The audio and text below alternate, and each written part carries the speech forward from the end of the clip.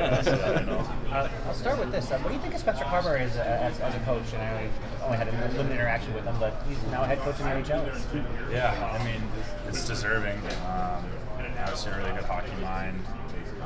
Really friendly. Obviously, you can see that he came up to me just to say hi to chat. So really deserving of it. I kind of had a short stint with him, but from what I picked up, all the guys loved him, and that he belongs at a head coaching job.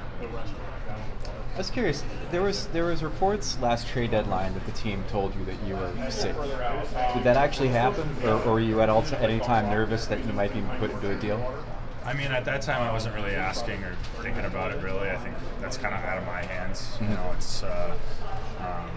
It's up to them to kind of make those decisions. But no, I didn't really have those discussions or ask anybody really. I was just kind of focused on playing hockey, and then at the end of the season, when the time came that they kept me and that they wanted me on their roster, I think that's kind of where I had to step in. Were you following it along at the deadline at all then, or were you pretty? Yeah, I mean, I followed up on their transactions, obviously.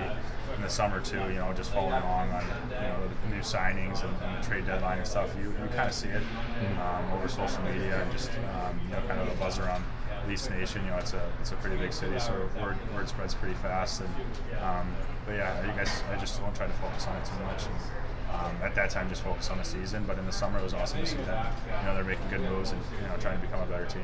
It's not easy to be a rookie in the NHL, but we were talking about big market, big city like Toronto. Is it adding to the pressure a little bit?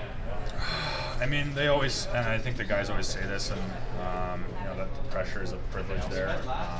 There is a lot of noise outside the locker room that you kind of got to tune out a little bit, focus on your game. But I think it was a little bit easier for me, kind of just being in there as a young player, just trying to focus on playing hockey and staying in the lineup and playing good, and just focus on the guys around me. And that's kind of what led me to kind of tune out that outside noise. The experience that you gained during the playoffs, how big will it be for you starting the new season?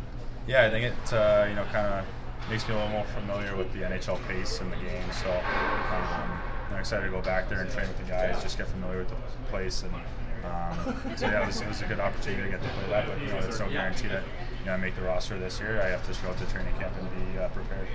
I know fandom ends the second you go to the NHL, but is it encouraging for you to see guys like Cooley and Geeky and some of the exciting young players they have in Arizona?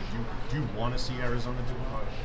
Yeah, of course. I mean, that was the whole my hometown team that I grew up watching. I love to see that all those guys are doing well, especially having a familiar face like Cooley there.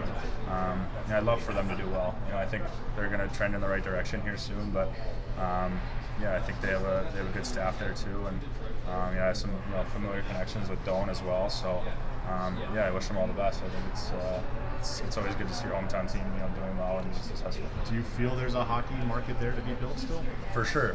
I think going up there, I think it wasn't considered the biggest hockey hotbed for youth hockey at least. And I think it's trending upwards for sure. It's growing. A lot more kids are playing. I think that's a lot due to the Coyotes. So it's really good to see, and I just wanted to keep going that way. And I think it'd be the most ideal thing for Arizona to stay there, and because I know for a kid like me when I was growing up, it meant a lot to have an NHL team there.